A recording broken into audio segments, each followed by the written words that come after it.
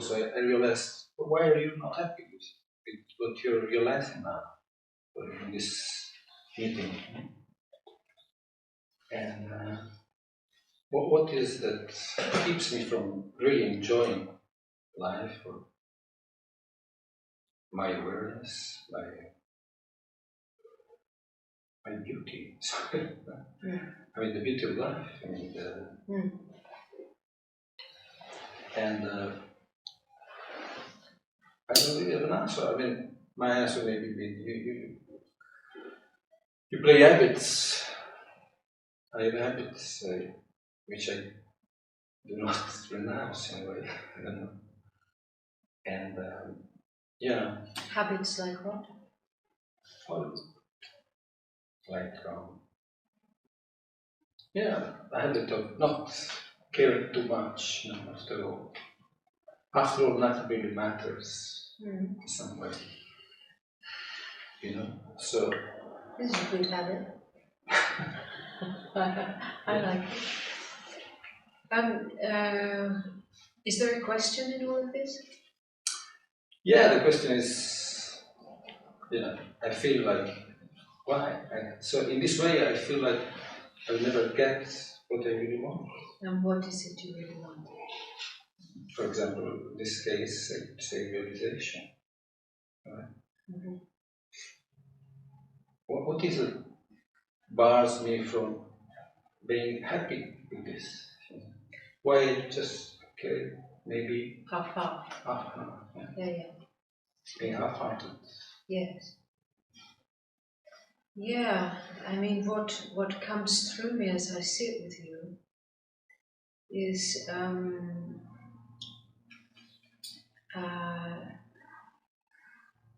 like, I don't know the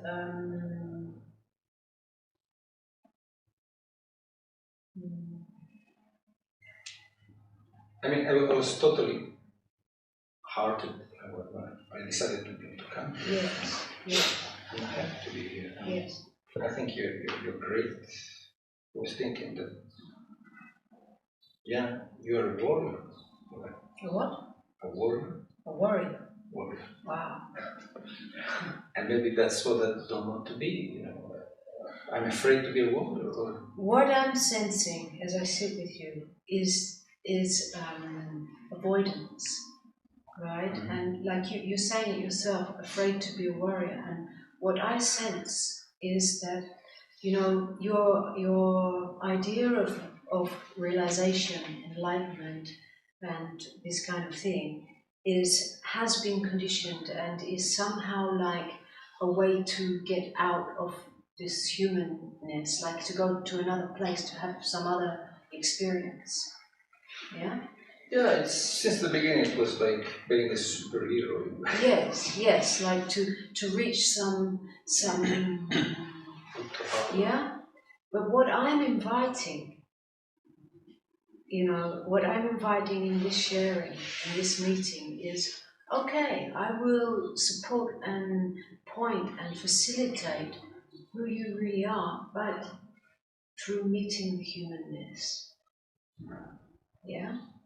It's like, it's very, very, I find it very easy, very simple to facilitate the stopping of the mind. It's very easy, yeah? And to get a clarification of so-called, who am I as awareness, yeah? I find this easy. But then that's not over. That's the old idea of that's the end. Then that has to come into the humanness. And what I invite is that you would have to then come to meet all the fears and all the things that you're trying to get away from. Yeah, before you said something like, it's not only awareness, but at least maybe at some point before she came, I think, or you said at some point, it's not just awareness. And I didn't get what I don't know what that meant. Well, yeah, but maybe this. I mean, it's not just awareness. It's also our humanness. We have to Well, Because what's just awareness? I mean, if it's just awareness, so what? Well, the mind will say, so what?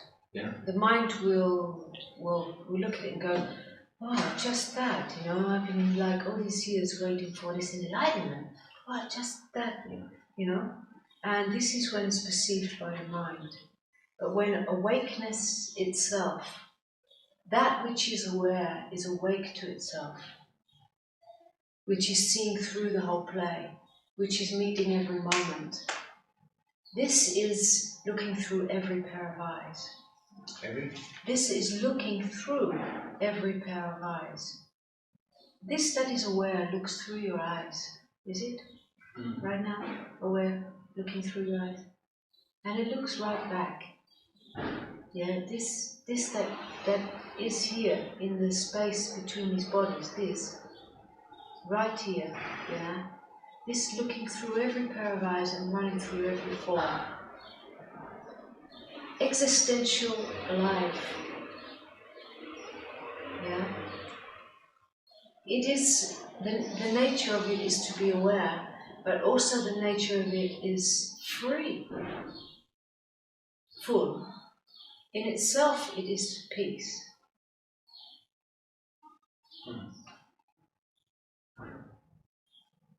It is essential. Essential. It is the very essence of life.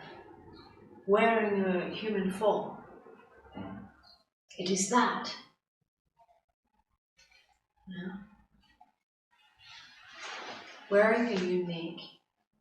Yeah. So when we recognize, when we recognize, it's a cognition that is cognized, because when baby arrives here, just being that, baby doesn't recognize itself. It just is that. Yeah? But when awakeness happens in a human form, it is recognition. It's a cognition. Yeah? So it's conscious of being that. Yeah?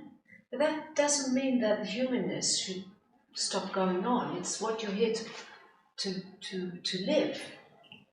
But it's not here to live as a separate little individual who's caught up in a little world of me. This then is coming through every moment of the life. This is integration. Integration in the personality. Yeah? So,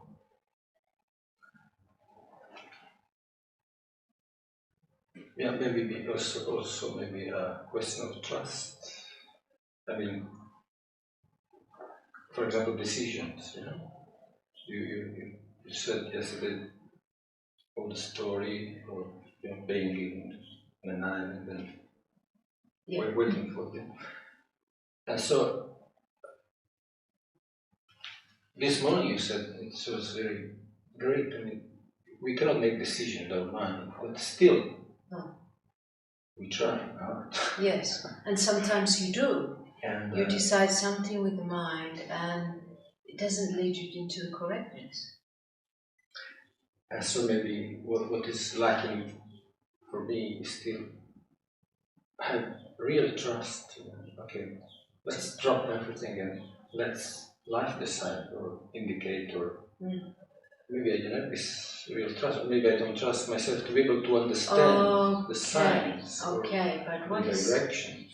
What is really, really clear here and catching, right, is that, and it's not a surprise or it's not abnormal, is that when you speak of I, you speak of the mind, right? You identify with the mind. You identified with the thinking process as I. And this thinking process is moving through, is coming and going. Thoughts come, they go. Thoughts come, they go, right? And those thoughts are being seen. Yes? Yes. So in this thinking process, there is not trusting that, to live the life in this thinking process. Because in this thinking process there's identity with a sense of me separate. We call ego identification with thought, body, sensation. We call that I. That exists for everyone. It exists in my body mind too. Yet, being identified with that identification is free. I don't believe my mind. Yeah? I don't let the mind run my life. Yeah? And so the mistrust and the thing you're talking is in the thinking process, right? Yes. Yes? Well, it's even worse than you. It's even worse. It's even worse than that. It is worse because I identify even awareness with mind. I mean, where Say that again. I identify even awareness with mind. I mean, what's the difference between thoughts and awareness? Maybe I can add a little.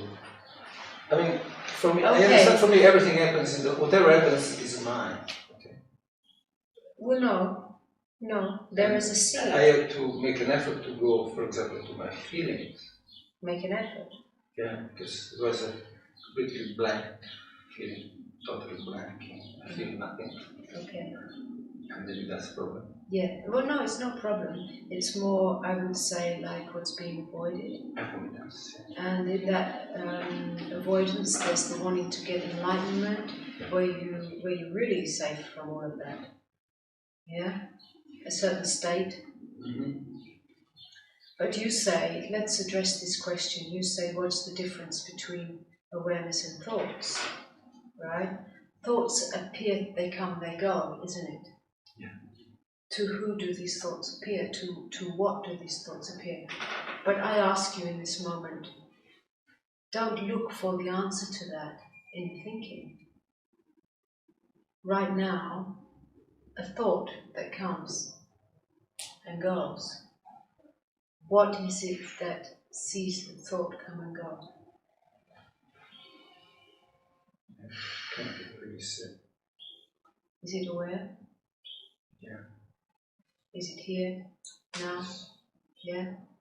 So let's just check this a little bit closer. Yes? This that is aware, that is here now. And I invite you, Michele. Michele, I said it right? I invite you to check this directly in your experience, not from any books or nothing, in your experience right now, yes? So, what was the question? Difference between awareness and thoughts. The difference between awareness and thoughts, okay. Thoughts come and go, you see the thought come and go, right? And this that is seeing the thought is aware, yes? Okay, this that is aware, is it in or out of the body right now? Can you keep eye contact with me? Is it in or out of the body, this that is aware?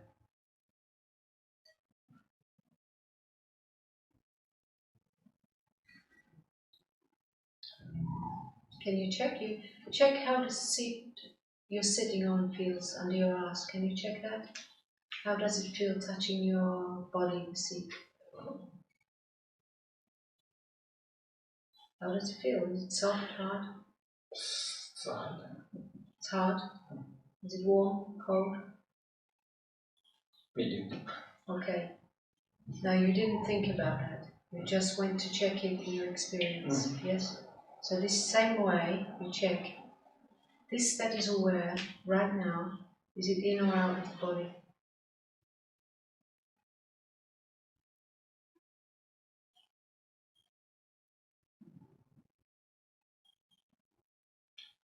I would say it's an impossible question.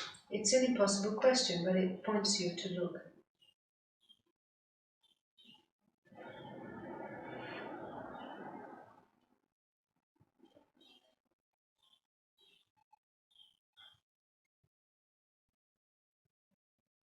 Don't start thinking. This that is aware right now, can you locate it? Where is it? No. You cannot locate it. Yet it must be running through the body if it looks through your eyes. Yes? Sure. Yes. But it doesn't end where the body ends. No. No. It's also here in the what looks like space between the bodies. Yes. It's also here. Yes. So it's formless, wearing form. Yes. How far away from you is it? It's here. Is there any distance between this that is aware and you? No. Okay, in this moment, take a look right now. Is there any difference between this that is aware and you?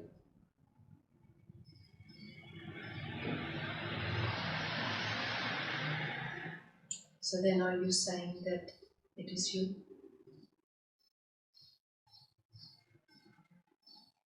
Yes. Yes. This is you, aware now. Yes. That's also me. Looking from this point, where is the end of you and the beginning of me?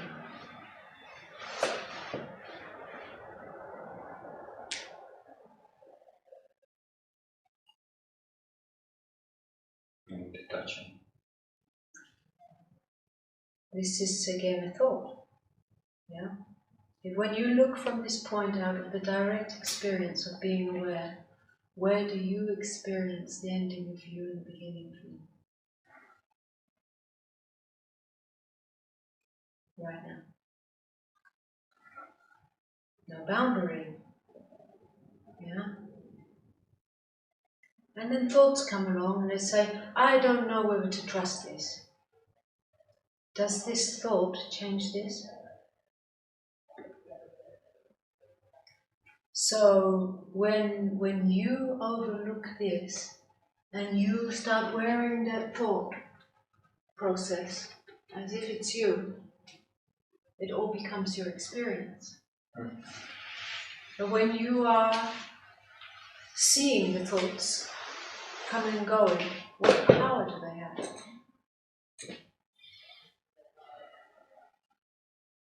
When I can see. Yeah. When I can see.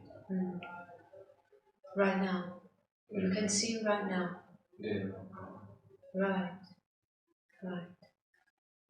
So my answer is to you that this identity in this thinking process is what doesn't trust. It's not this.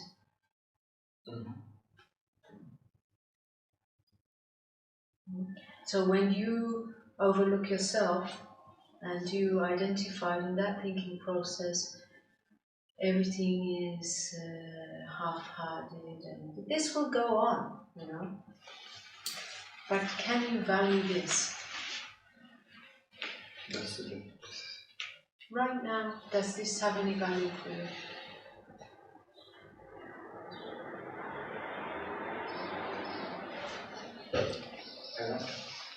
You like it? Are you ready? Can you recognize that this is what all the masters have been pointing to?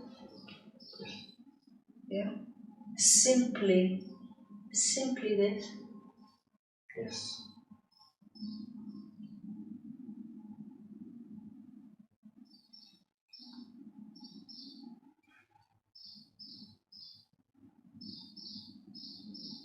Can you be true to this? Can you live life looking from here and being true to this? Yes. And you know, when it's perceived by the mind cannot see the wow. The mind cannot value this.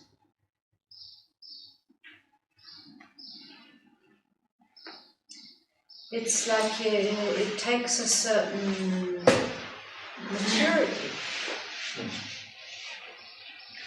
the same thing that you're seeing right now is, can I have this picture? Yeah. You look in these eyes.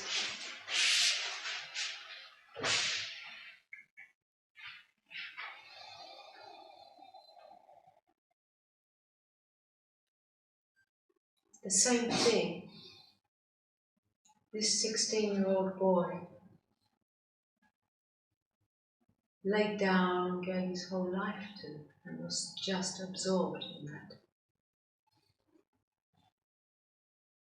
One of the greatest sages that made it possible for us to sit here now and get it so easy. His direct inquiry of who am I?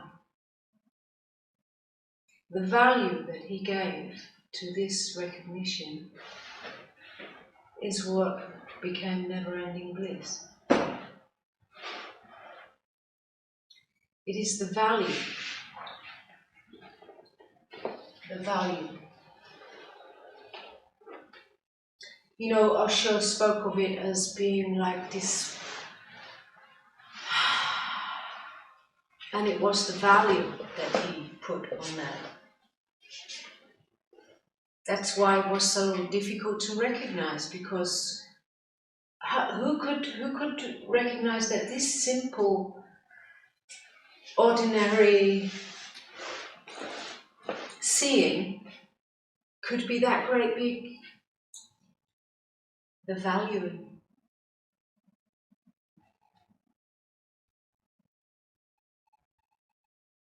So the way that this gets value is really that you start seeing that in your life, you stop looking for something else. This is it. You don't look for something more. Never-ending bliss. The only reason never-ending bliss was the experience, because you didn't look for something more. Yeah. And you start seeing in your life that no matter what the experience of suffering, of pain, of this or that, whatever the experience is, this is changeless, timeless, eternal, eternally free. It gets its value, like for me, the deepening of the value has happened through walking in humanness. Finding always home.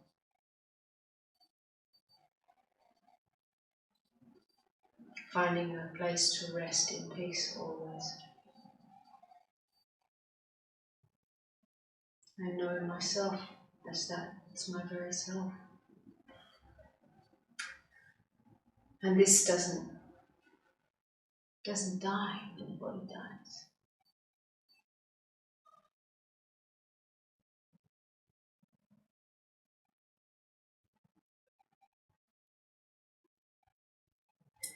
And this realization brings many, many side effects. Many side effects. In just a moment of seeing what, just this, you know. Where's the bliss? Where's the unending love? Where's the all of that? These are side effects. Ananta means unending, yeah? Eternal. The name that was given was Revolution of the Eternal. But when I first got it, I took it to mean eternal revolution. It took a few years to get that it's a revolution of the eternal.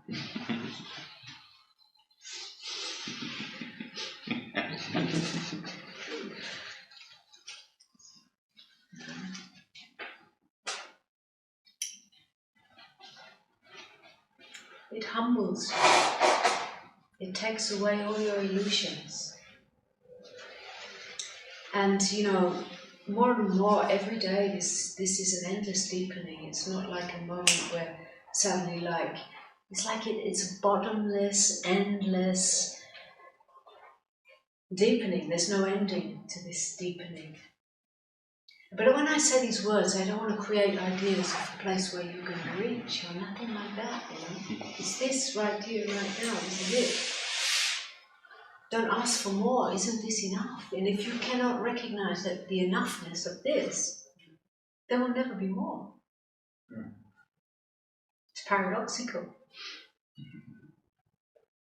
If you cannot give your whole life to this, simply this, bow down, this identity bows down to this.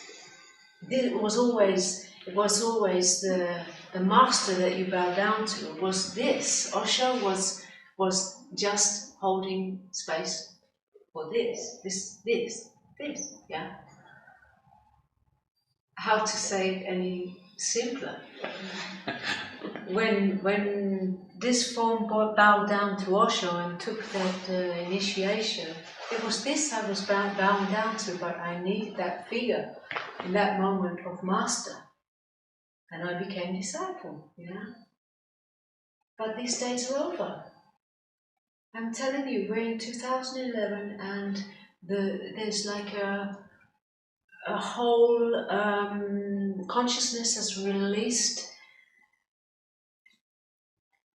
a burst of, I don't know what words to use, you know, the awakening in the ordinary being, the time for that is here.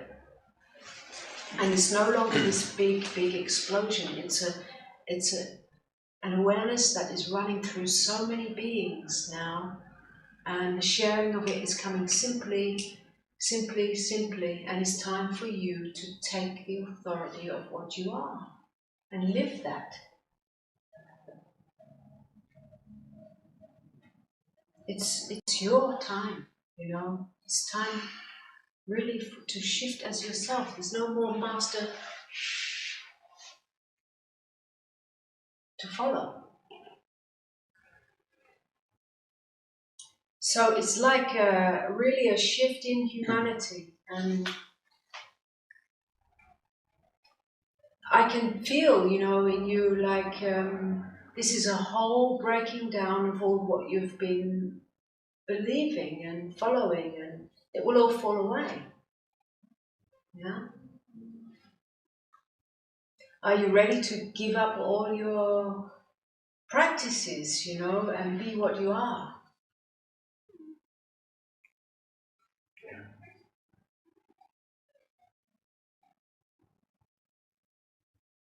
You don't need to practice to be what you are. You need to walk it.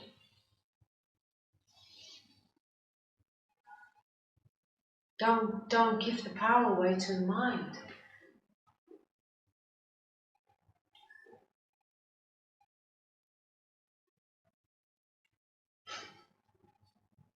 How is it right now?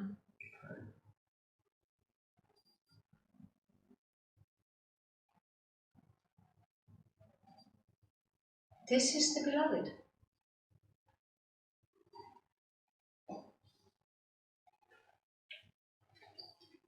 This is the eternal love affair.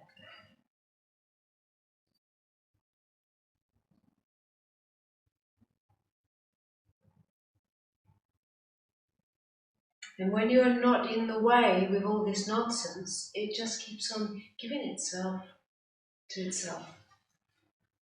It's funny words to say, you know, but it just keeps on revealing itself in all corners. You don't need reminders. No? Sure, but it will remind you, it will kick you up the arse every moment.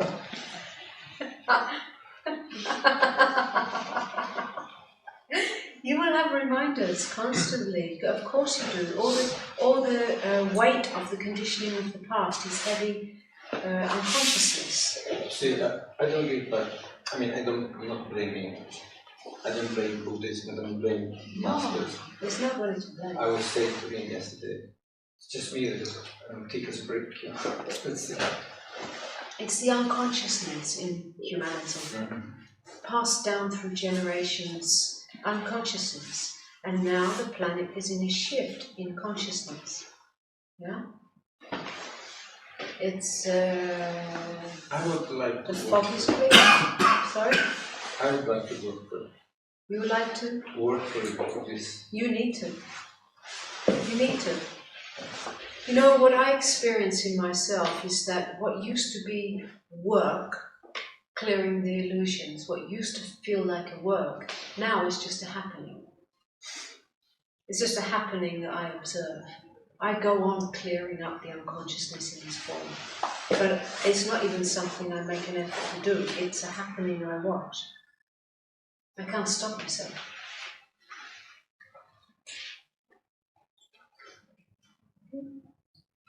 What? I said wow. Oh, you see the wow? I said wow. You said, do you see the wow? Yes.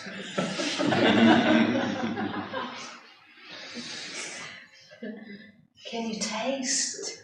Can you taste the wow? Let it in. Every cell is vibrating that wow.